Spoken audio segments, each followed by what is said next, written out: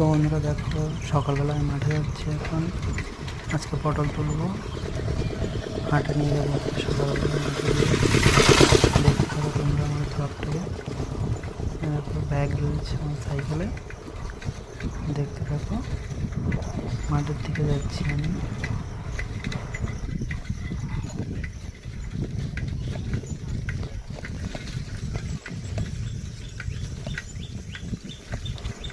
চার রাস্তার মোড়ে চলে এসেছি আমি। এখান থেকে সৈখালি মাঠের দিকে যাবো। যে মাঠটা আমাদের রয়েছে সেটার নাম সৈখালি মাঠ, দেখতে থাকো।